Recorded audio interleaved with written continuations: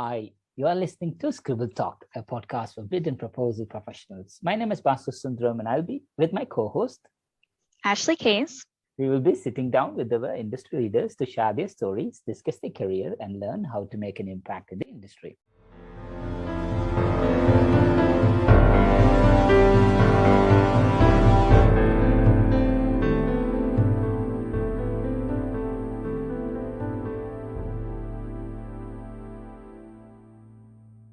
Today's guest is Sarah Miranda. Sarah, CF APMP and Lean Six Sigma Green Belt, is an analyst on the proposal operations team with Maximus, where she compiles, analyzes, and distributes information to ensure proposal submission compliance to the highest ethical standard. Sarah recently celebrated her one-year anniversary of being an active member of APMP by passing the APMP Foundation level certification.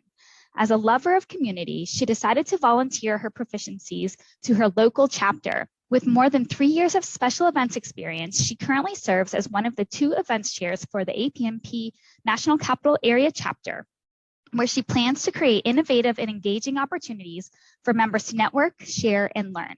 Sarah is also a communications and social media intern with the National Association of Secretaries of State, where she assists in both marketing campaign creation and biannual conference planning activities. In her free time, Sarah is a fitness instructor, youth group leader, and advocate for the importance of mental health practices in all walks of life, both personal and professional. Wow. Welcome, Sarah, to Scribble Talk. Great to have you with us. Thank you, Ashley. Wow, what an introduction, my word. I feel like I barely live up to all of that, my gosh. But thank you. It's an honor to be here, truly.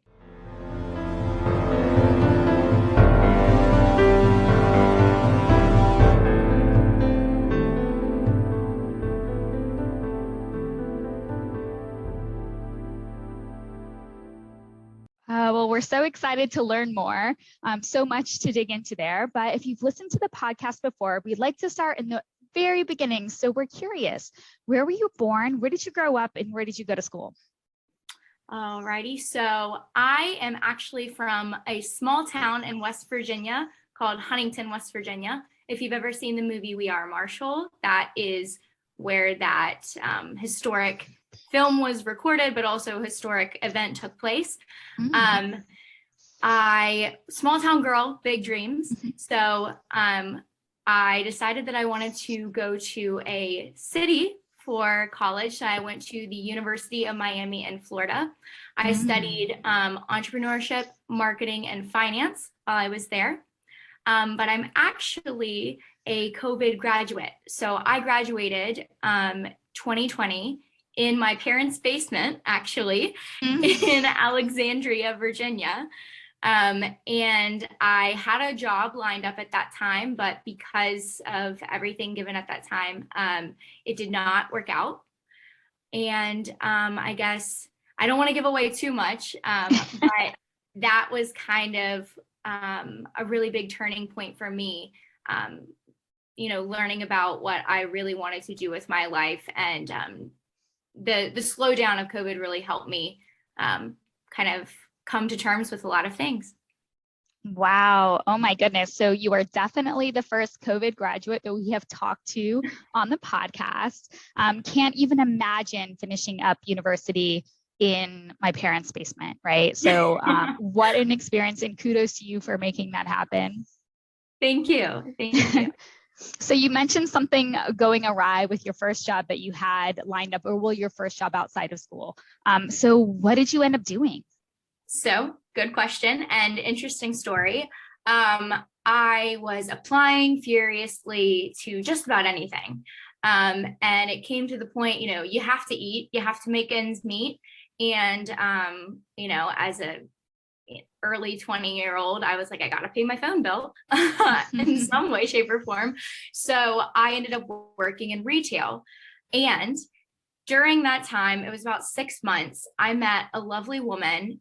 We kind of just hit it off. I helped her pick out an outfit for a date, if you believe it or not. And she ended up, at the end of all of it, she gave me a card and she said, would you consider working on the Hill? I was like, me? The Hill? I don't know. I've never thought anything about government for myself. I was just really heavily interested in consulting. And then just because she took a leap of faith in me and saw something in me, I applied. And that is actually where I got the internship that I still currently hold today with the National Association of Secretaries of State. And it just burst open a world of opportunities for me and possibilities for me. And also it was a huge learning curve, and probably part of the reason why I'm able to have the job that I do today. Oh, wow. So it's so amazing to hear those stories where just, happenstance happens, you meet the right person, you end up in such a cool profession, and then doors just begin to open. So exciting that you took that opportunity and just kind of ran with it. But somehow over the course of a couple of years, you got into proposals. So can you tell us a little bit about that? Oh, absolutely. So I work for Maximus, as you said earlier, and I had previously applied, but my main, reservation and the thing that I heard as feedback from my interviews was, you're great, you've got spunky personality, go-getter, all that jazz, but you don't have any government experience.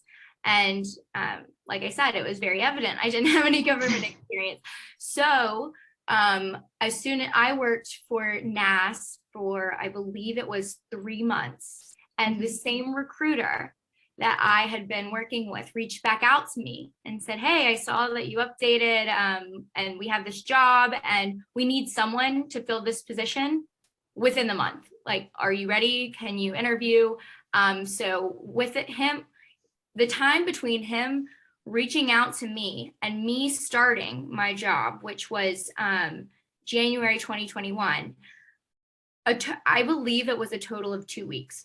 It was so fast. And I know everyone likes to joke that they just fall into proposals. No one really asked them to do proposals, or they didn't really grow up trying to do proposals. Yeah. But for me, it's the same, but also slightly different in the sense that I knew I always wanted to help solve problems. And this was just a new way of doing that. Very cool. Very cool. So tell us about, your most memorable proposal effort so far. All right. This was probably August of 2021. And it's memorable for me just because I worked with really great people. I believe you've had Erin Green on with you guys before, and she was my proposal manager. I love her to death. And working with her is just always a bundle of fun. But the most exciting part, we were working on a bid for Indiana, and we submitted it, pulling strings, hair, everything we can, blood, sweat, and tears. And when we came back, we ended up winning. And the feedback that I received was this was the first time in our company's history on an Indiana bid that we had received 100% of the points for forms and appendix compliance. And that, that's my job. And Awesome. Honestly, wow, I was blown away. I just did my job, Yeah. Well, that's amazing. Getting that 100% compliance is quite a feat, and being the first time in the organization to do that, that's impressive. Thank you. Thank you. So tell us a little bit about Lean Six Sigma Green Belt and how that transfers over into the proposal field.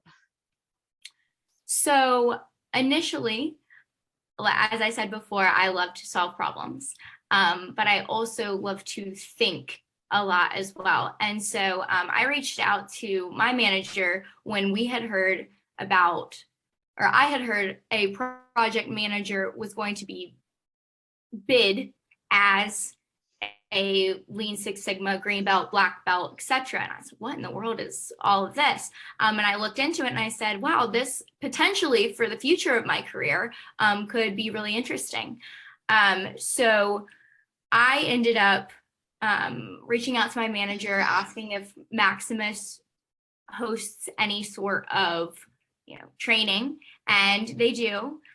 Me and my friend Ryan, who's also in proposals, we are the first proposal professionals to ever take the course. Because Awesome. as you kind of alluded to, there's not necessarily as much crossover because proposals are their own little special snowflake. Each state and local government are their own special thing.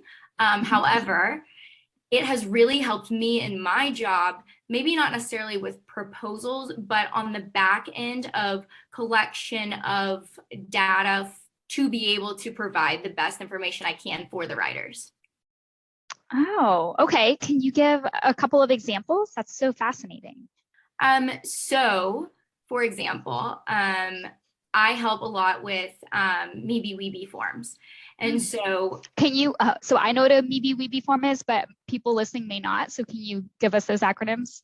Good call. Okay. Yeah. So minority business, women-owned business, and veteran business as well. Veteran-owned businesses as well.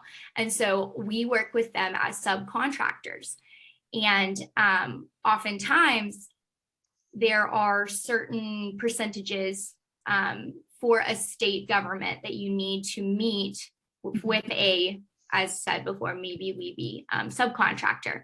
Right. So to gather all of that information, it usually is, a scramble to the end, got to make sure we're communicating with the right people, we have the right email address, etc.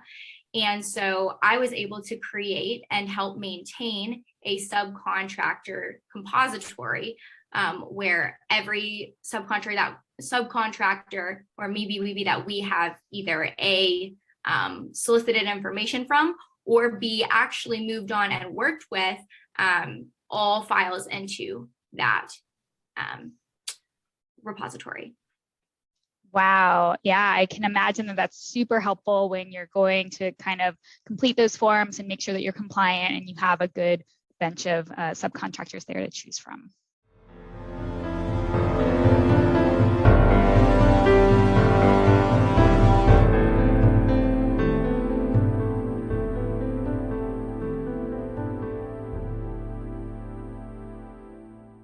Very cool.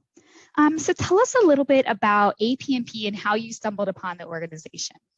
Well, it was definitely not a stumble, I'll tell you that much. As I mentioned before, Erin Green, she was my manager's manager. And then my manager, Michelle Spencer, she actually received the APMP 40 under 40 this past year in October at BPC Denver. So I basically was just thrown into the fire. I believe truly it was my third day. My manager, Michelle, said, okay, and then, in 1 year, you're going to get your certification, and then you're going to join this and you're going to do that. It was kind of just, I honestly was blessed with really great people to introduce me to APMP, and the organization is just phenomenal, truly, for growth, for communication, for networking. I have met so many amazing people through it. Oh, yeah, absolutely. So tell us a little bit about your role with the NCA chapter. You're doing some very exciting things. So can you tell our listeners a little bit about some of those efforts? Oh, absolutely. This one I could talk till the cows come home. I love my position on the board. So I'm a co-chair of events for the NCA chapter. And with that effort, there are a few events that everyone expects. There's the member appreciation event. So that I believe in last year it was virtual due to COVID, but a few years ago, they sent everyone to a Nats game, which was super fun. There's usually a lot of continuing education courses, networking events, happy hours. And so this year, this was Lenore, my co-chair, and I's idea was to start a thing called Coffee with the Board. And it is bi-monthly. It's on the last Wednesday of every other month. And it's just, an hour in the morning on Wednesday. We all come together, very casual. And a few of the board members come together and present either a idea that they have for the board for an event, and that's where I come in, or also just discuss different things, whether it be how to network better, how to recruit the right people. So our inaugural event was last month, and I'm really looking forward to having our next one next month. Oh, yeah, absolutely. I heard that it was super great, and it's only going to become better from there. I love the idea of the coffee chat. It's such a great way to get people together. Absolutely. Absolutely. And truly, that is where I was able to hear from the members, what kind of webinars do you want to have? What do you actually want to learn? Because I'm not on this board for anything other than to serve and make sure that everyone in the chapter is receiving, what they're there for. So that clarity is really helpful for the board members. Definitely. Absolutely. So tell us a little bit about the National Association of Secretaries. Absolutely. I mean, I could tell you anything. What do you want to know? Well, maybe not anything. I got to keep some stuff secret. Sure. So, give us just a little bit of background about, what it is and what you do for them. Okay, absolutely. So, I guess NAS is more or less, and I don't mean to belittle it by any means, but to me, it is an organization where any Secretary of State or Secretary of the Commonwealth or Lieutenant Governor that wants to pay dues and be a part of this organization can. And it just basically opens up doors. So we have a communications director, and that communications director works directly with each social media platform to make sure that the mitigation of misinformation and disinformation runs smoothly. There's a technology chair, and it's more or less a giant networking pool for everyone and information sharing and gathering platform. So specifically, what I initially was hired to do was my boss went on maternity leave. And so I ran the National Association Twitter. And that was a hoot and a half. It's also funny. I was able to apply a lot of the things that I learned in college about, brand and synergy. I can't post exactly what I would want to post all the time, but also it is a bipartisan association. So you also have to, present it as such. It's just facts, strict facts. So that was a lot of fun. And now I, every now and then, help out with press releases and, yellow pages that the yellow pages of social media and our connections. And last but certainly not least, I've helped somewhat with the, oh my word, why am I drawing a blank? The biannual conferences. So I've created, videos for the awards ceremony. I love to make graphics for them. I'll help update. I just kind of do a lot of maintenance stuff in the background now that I'm working full time with Maximus. Oh my goodness. Well, so many skill sets there, so many talents, and that organization is lucky to have you as well as Maximus. So very exciting to hear all the things that you've been doing. Thank you. Thank you. All right. So we're going to pivot over into kind of the more about you and your hobbies and interests. But before we do that, can you tell us 3 things not many people know about you? Well, like I said before we started, I am an open book. But I am a dancer. I have danced my entire life since I was 3 years old. And I danced my senior year of high school. I danced on a cruise ship, the Royal Caribbean Enchantment of the Seas. I'll never forget it. I danced on that cruise ship for entertainment. And then I went on to dance on my college dance team in Miami, and then was captain my senior year. Wow. So that's one. Two, I am, this one's very odd, but I guess I am deathly afraid of wind turbines. And I forget what the other one is called. It's trypophobia, but it's a bunch of little circles. It's terrifying. I don't know. Like I barely can wash my dishes with a sponge because I can't stand the sight of all the circles. So very odd one. Oh, interesting. I've never heard of that one. Well, either of them really, but wow. Okay. It's like, oh man, I don't know if we can share that. And last but certainly not least, I actually, in 12 days, will be competing for Miss Virginia USA in Manassas. And I'm just extremely excited. I've done pageants before, but I have hung up the heels for quite some time. I want to say 5-6 years. So we'll get back out there this year. Oh my goodness. So exciting. So tell us a little bit more about Miss Virginia USA. So Miss Virginia has been, well, truly, I have 5 life goals. And one of the life goals that I have since I was a little girl was to be a state title holder for Miss USA. And I knew that, you know, I tried in West Virginia to be a teen. And then when I moved to Miami, I was going to go for Miss Florida, but I knew deep down in my heart that where I was in my life at that time, I was not ready to be any sort of mentor or someone that would, you know, little girls or even women of any age truly would look up to or aspire to be. And I could do the introspection and be real enough with myself and knew I had some work to do.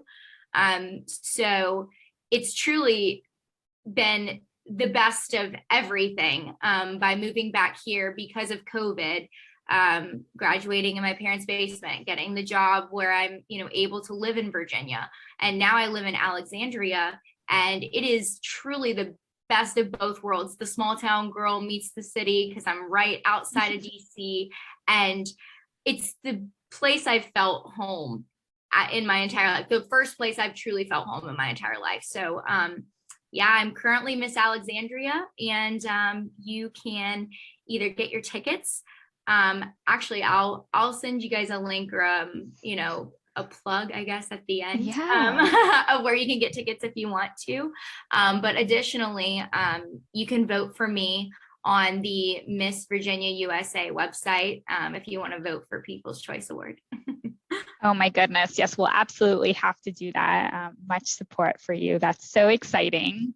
Thank you. So you mentioned 5 life goals. Oh my gosh, would you be willing to share your other 4 with us?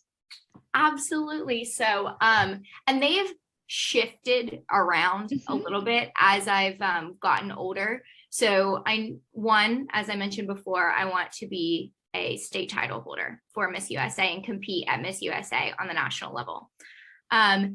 2, this one is the little girl in me, but it has never gone away. I want to be a judge on Cupcake Wars. I don't even know if Cupcake Wars still exists, like as a TV show. But then I could go on Nailed It or some sort of show. And I just think it would be fun. I'm lactose intolerant, so you know there's a challenge involved, I guess. Yeah. Dairy-free cupcakes. I also this goes hand in hand with me going to school for entrepreneurship. I've always wanted to own my own company, and what that company would be has changed many a time. You know, the 8-year-old Sarah wants to own a designer company. One time I wanted to own a dance studio. Right now, I really am pushing forward on owning a nonprofit organization to help mental health in the US, not just how we're attacking it now with preventative or with reactive, but focus more on preventative services. So that's 3. 4, this one has half come true. I wanted to walk in New York Fashion Week, and long story short, I interned and worked in fashion between my freshman and sophomore year of college. and we were out a model. And so I wasn't allowed to wear any of the couture. I wasn't tall enough, but I did get to model some of the resort wear and ready to wear attire. So that was pretty cool. Yeah, very cool. And this one also is quite odd, but I've always wanted to own my own pet. And so now I own a cat. Her name is Hallie, and she's amazing. Oh my goodness. Well, those are amazing goals, and thank you so much for sharing them with us.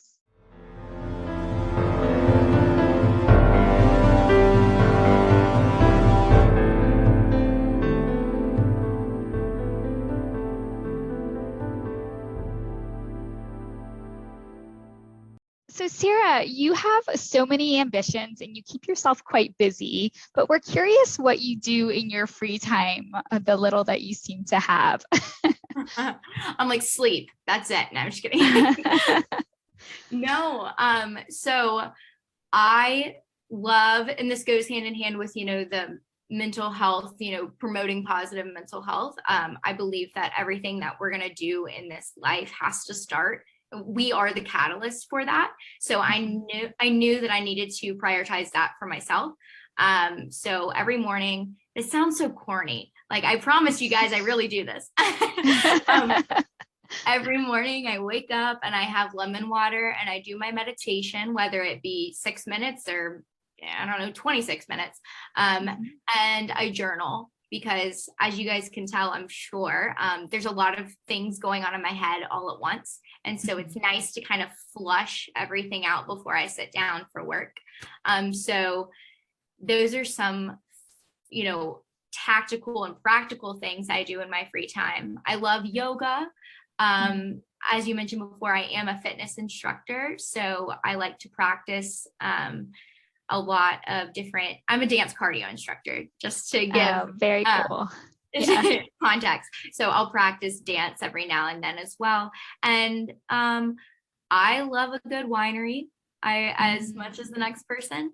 And, spending time with friends and really just having time to sit down and listen to other people. Because as you said, when you're busy, everything really feels like it revolves around you. And so I like to get outside of that space and, hear not necessarily about other people's problems, but just hear about other people's lives and perspectives. And I think that has helped me grow into a better person because of it.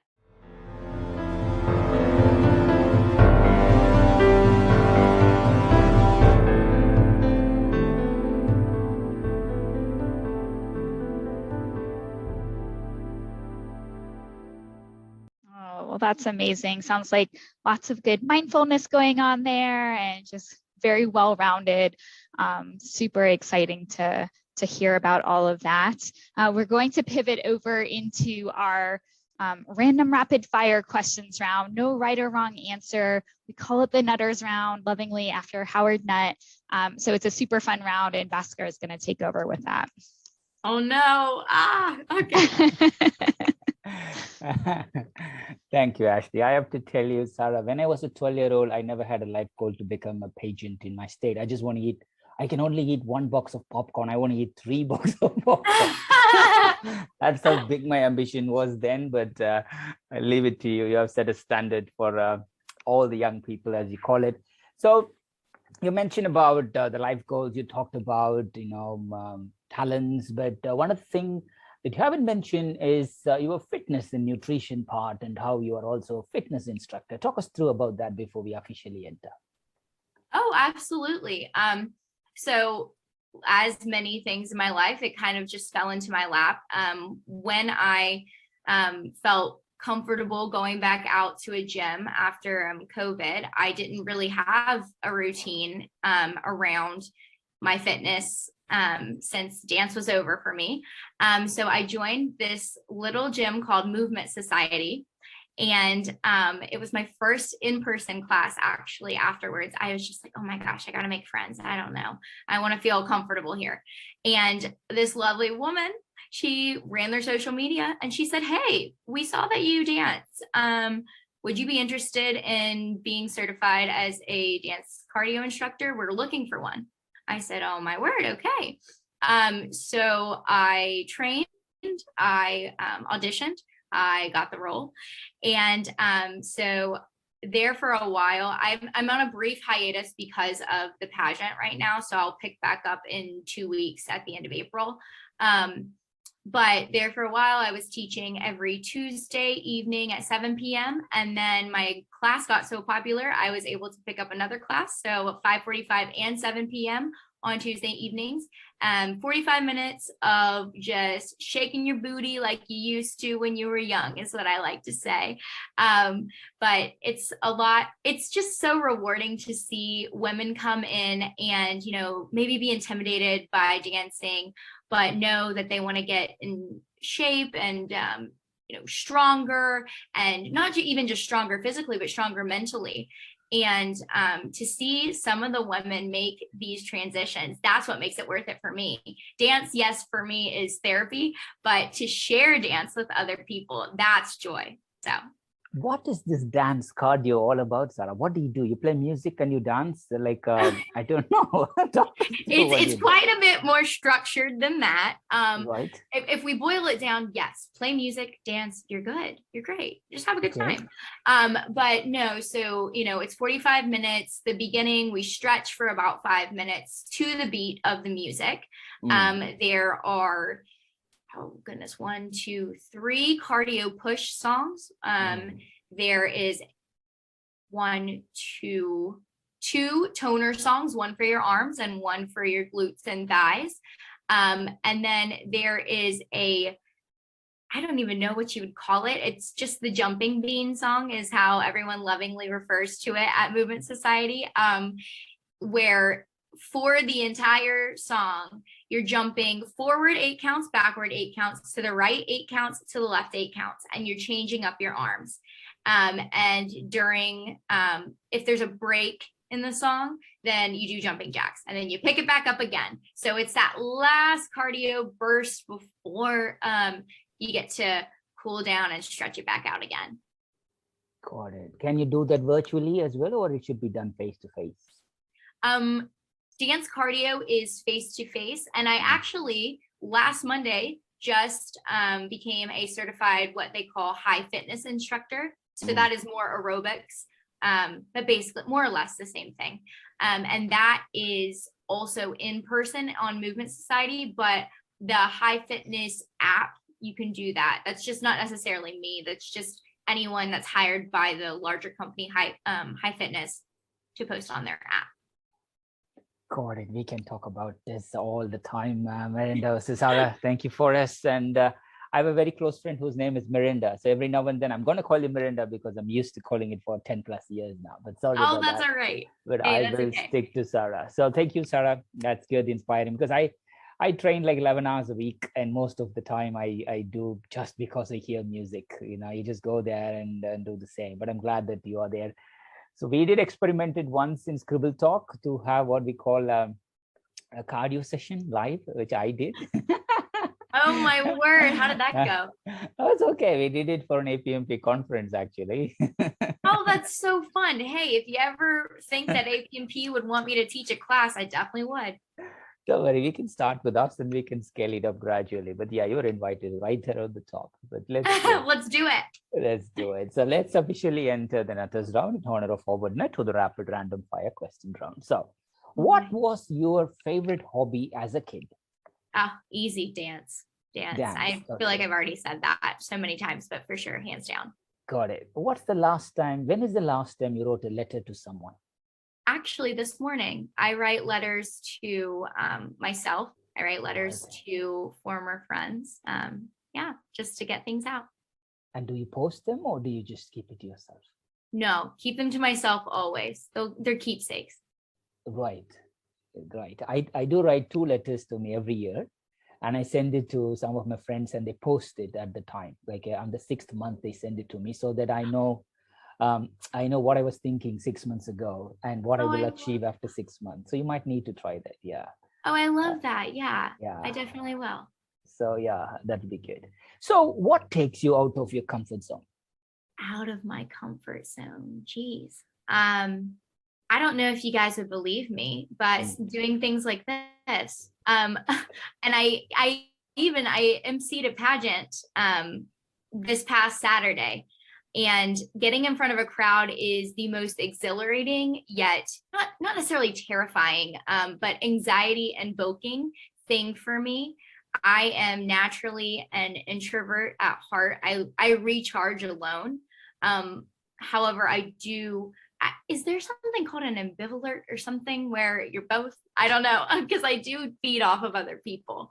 But yeah, any type of public speaking, can put me outside of my comfort zone, but I truly have come to learn to love it.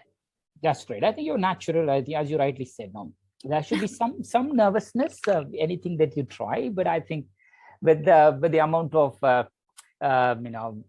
the awareness that you have on yourself, I think you are much better positioned to crack that than most people, because you're waking up, you are willingly putting your mind to it by journaling in the morning, meditating, fitness, which means with life goals and etc. I think, as they say, we did a goal setting webinar. Every year we do that first thing, which said like, okay, 98% of the people, working population, don't have life goals. That already sets you up at 2% of the population, out of even if they are cupcake wars. It's okay. At the end of the day, writing a plan and sticking to a plan is a big thing. And as I said, 98% of the people don't even do that. But writing it down takes your part. And then, as we always say, it's about progress, not the gaps. You have a progress, and you progress towards it, and things will fall in place. Nice. So what song would you play if you are at a party? I know you have your enough songs as a dance cardio instructor, but what song would you pick? What songs will you pick? Okay, let's see here. So to dance around with my friends, Fergalicious is, I know I'm showing my age. Fergalicious is just unmatched. But Since You've Been Gone, if I'm going to karaoke, I need some Kelly Clarkson in my life. I will sing at the top of my lungs to Since You've Been Gone.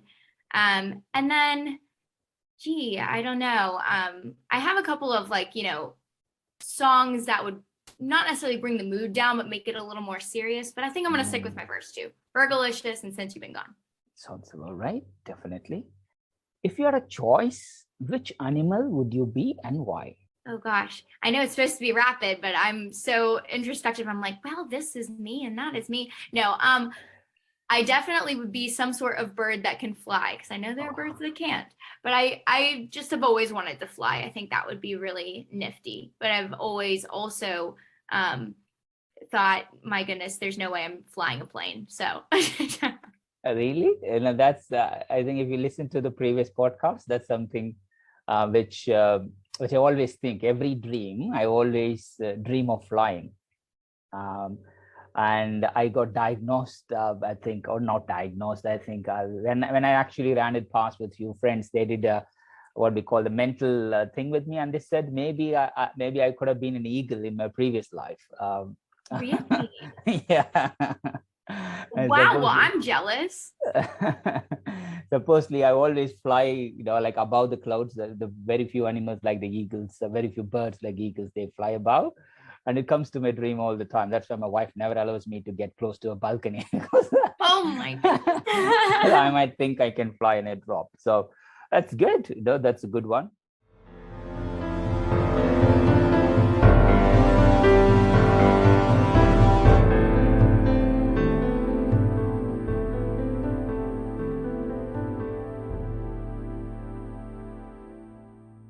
So I know you might have a very strict diet, part of being a nutritionist, or it could be the other way around, like me and Ashley, total foodie. But if you could only eat 3 foods for the rest of your life, which 3 food would you choose and why? 3 foods. So single, like I can't say like a sandwich with XYZ. It's, just the 3 raw foods, right? Totally. Yeah, totally. Okay. Yeah, nice people. Yeah, take it. 3 foods. Definitely first 2, apples, peanut butter. Hands down, that is my go-to snack. And then, oh gosh, I feel like I need a better protein. Shrimp. Yep. Apples, peanut butter, and shrimp. Wow. This is by far some of the unique responses we got, but that's good, very good. So what's the most ridiculous fact you know, or a most interesting fact you know? It could be from your dance or from nutrition or from fitness or anything. Well, I will say I have not mentioned this yet. I am obsessed with farmers markets. And farmers markets, love them. It's just so great. I mean, once again, sounds corny, to support local, because I truly do. I love entrepreneurship, small businesses, supporting local. But crazy enough, the Old Town Alexandria Farmers Market is, I believe it's the longest running farmers market in the US that has remained at the same location. So George Washington used to send his produce down from Mount Vernon to be sold at that very farmers market. That's a history lesson for us. Thank you. Yes, and yes, also, thank you. And world peace. and the farmers market, because it's good. I own a farmers, I own a, what do you call, a small farm, it's a community farm, which we started like 10 years ago in our local thing. And we had few people who are passionate about farming. So we bought a land, and all the local people, we get the fruits and veg from the local farm. So you can absolutely say, that's the tomatoes, that's the potatoes, this is onion, garlic, apples that we need. It's from that farm, you know. So it doesn't travel long, and as you rightly said, it's about the local community getting it from them. But that's good, you know. There's so many similarities between you and me, which is good. So I love it. We're gonna have to chat offline here, and you know, just link up on a couple of other things. Totally. Do you think ghosts are real? Yes. Yeah. Yes, but I don't necessarily think that they're always so angry. Like, I believe in spirits, and I could tell you a story, but long story short about that for me, I am actually, so I'm an only child, but I was second born. My brother was stillborn. And I had this imaginary friend for whatever reason. I don't remember it, but I had this imaginary friend that it was so real to little Sarah that I would, you know, fill up a glass of water and like hand it to him. And his name was Morday in my head. And he, you know, if it hit the ground, I was like, oh, he dropped it. Oh no. I would make my mom hold doors open and things for him. So eventually it was my brother's birthday. And I believe he had turned like 6 or something, and I was 5. And he didn't get back in the car. My mom said that I told her that he wanted to stay. And I told this story later on to some of my college friends. And she was like, Sarah, isn't your family from Spain? And I said, yeah. History, generations back from Spain. And I said, yeah. And she was like, doesn't Morday sound like muerte? And maybe he had said that, you know, he had passed. And I just took that as his name, just thinking I was, you know, so little. So I definitely do believe it. Sorry for like a long-winded answer, just something that's supposed to be quick, but I definitely do. No, that's important, because I did had an elder brother who was born and died 3 days after birth. So I do have some similar thing, you know, being an elder. Well, now I'm the eldest, but I do know that there's an elder brother who's there, and every now and then, as you rightly said, I would sit and talk to him as well. Assume he's still around, but it's good. So would you time travel to the past or to the future? I think the past, because two reasons. One, I am dying to put on a flapper dress and dance around in the 20s. That is just one thing I really got to do. But I would say also the past, because I think if I knew the future, and this is, you know, my anxiety talking here, because I try and figure out the future all the time. But if someone were to tell me, hey, Sarah, or I went, say, into the future, and in 10 years, I'm supposed to live in California and have a job that has nothing to do with what I do now, etc. I know me that once I would time travel back to here, I would drop everything and move to California to pursue that. And on one hand, that sounds super noble, but on the other hand, realizing that I will miss everything in between, that potentially, I might have just moved to California 6 months before that, but I wouldn't have known. I only got a snapshot of when I came. And so I missed, however many other years in between until I moved, in that example. So I definitely think that the past would be a better route for me. That's good. That's good thinking. So what's the most interesting place or your favorite place that you have visited? Most interesting place, I'd have to say, is Australia. I actually have family that live in Australia. And it was, my gosh, I want to go again so badly. I'm so excited. I'm saving up money now, actually, because one of my cousins is probably getting engaged soon. But my gosh, I mean, it's a little terrifying. There's quite a bit of poisonous things there. And my anxiety through the roof. Wow.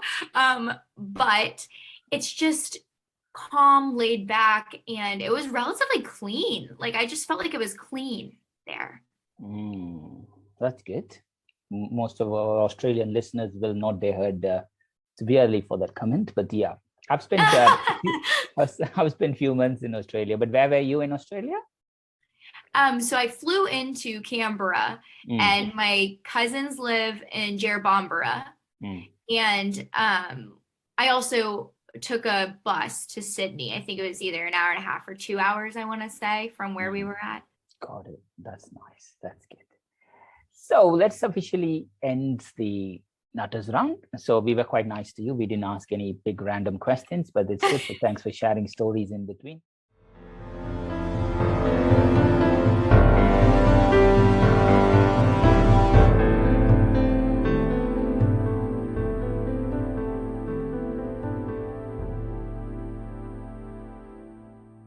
So let's continue. Who are the people who have been the most influential in your life and career? So life, and I thought about this one.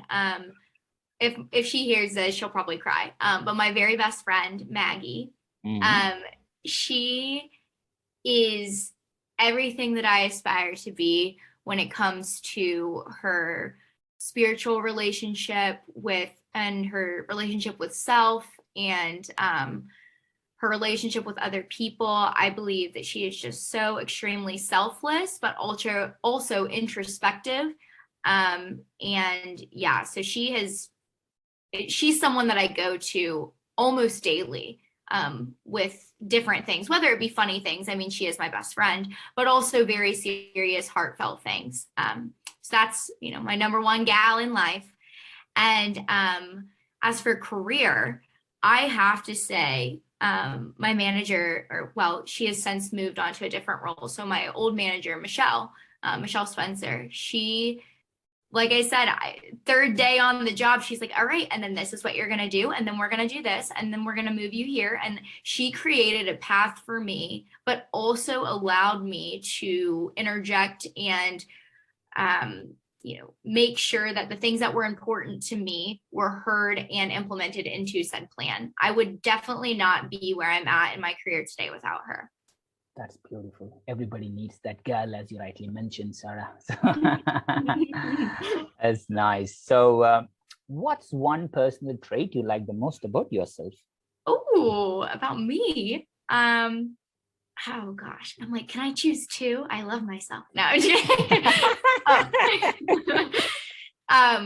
So I think that I'm very witty, goofy, as you guys all probably can tell from this. But truly, the thing that I used to, it sounds so awful, but despise about myself is the thing that I've come to love about myself the most, and that is my extreme empathy. I believe that this world needs even more empathy. And for the longest time, I tried to shut mine off. I just thought I was too emotional or I cared too much. And I've come to find that that is my superpower. I know that, I care. Example, I care so much about mental health, but I know that my role will never be a therapist, because I will take that home with me, hands down. I've worked on the boundaries. We worked on them. There are definitely some set now. However, that's just not in the cards for me. So with the business mind that I've been given, I can use my superpower of empathy and, help in many other ways.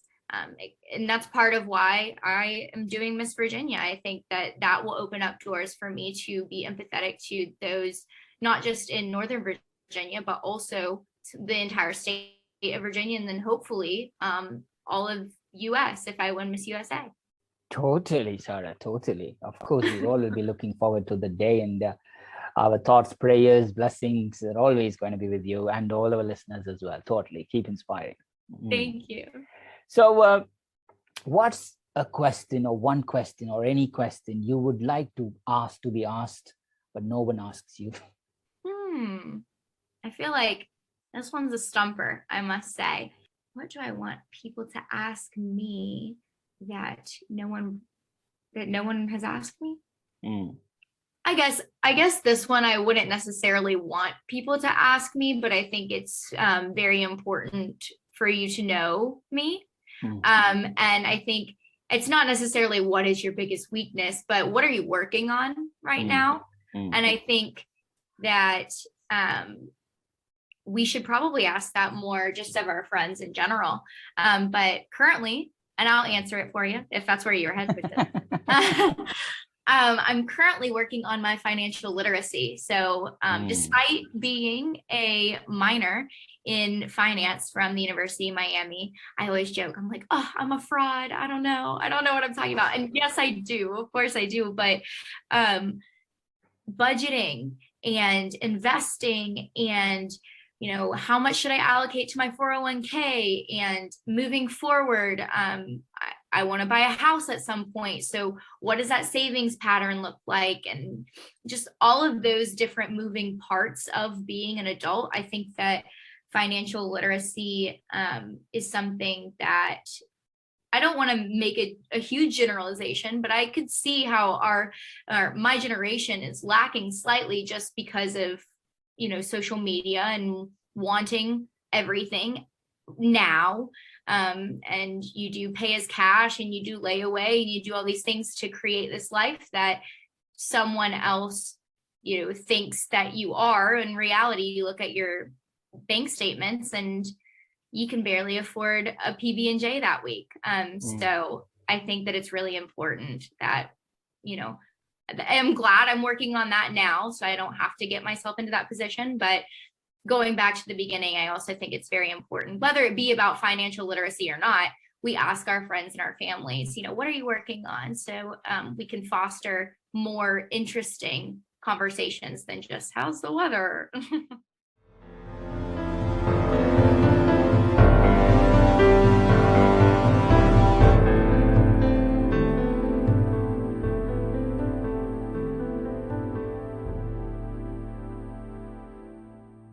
True, very true. That's a brilliant point, actually. I mean, how's the weather? Especially me living in UK, how's the weather is the default question people ask 99% of the time. If you don't ask, then you are getting offended. But that's important. You do ask that as well. But that's a fair point, because we normally ask people, what advice would you give fellow bid and proposal industry colleagues? I think you kind of nicely laid it with this question. Is there anything else you would like to add to this podcast episode, Sarah, before we close? Oh my gosh. Not really, other than I'm honestly honored to be here. I'm 2 years out of college, and I guess I could just say to any other young professionals, the sky is the limit. Once again, sounds very corny, but believing in yourself is more than just like taking a chance on yourself. It's actually doing that solid work of knowing yourself, putting yourself in situations that might make you squirm a little bit, but knowing that coming out on the other side, you're going to be stronger for it, and your career is going to flourish because of it. Our careers aren't just ladders, they are jungle gyms. We've got highs and lows and laterals and all kinds of crazy things and moving parts. But don't forget to also ride that slide and have fun when the time comes. What a brilliant way to close the episode. Thank you, Sarah. That's super powerful. I think when you start the day with the positivity, it flows through. And thank you for sharing your positivity to the listeners and to me and Ashley, and especially on a Monday. We all need it because that's the day, as it happens here in UK, most heart attacks happens on the 8:30 to 9 in the morning on a Monday, because people don't want to go to work, or people are stressed that the weekend finished early and they want to get in. So this sort of positivity always flows through. Thank you for sharing. Thank you for everything, and wish you all the very best for 16th for the Miss Virginia USA competition. And I'm sure you're going to make all you proud, because I can't do it. I'm sure Ashley will be pumping. Ashley was born in Virginia. So we'll be pumping for you, and all our listeners will do that as well. Keep us posted, and thank you for sharing, and take good care. It's been an absolute privilege to have you with us at Scribble Talk. You, your family, and everybody, all the good health and happiness, and stay safe, stay healthy, stay happy, keep inspiring. Thank you, Sarah. Absolutely. Thank you. To our listeners, thank you so much for tuning in. Please visit batchyscribble.com/podcast to listen to this episode and check out any of our other previously recorded episodes. If you've enjoyed today's interview, don't forget to subscribe, review, and share the Scribble Talk podcast. We hope you'll check out our next episode, where we interview another industry expert and special guest. Until then, it's Ashley Kays, Bhaskar Sundram, signing off.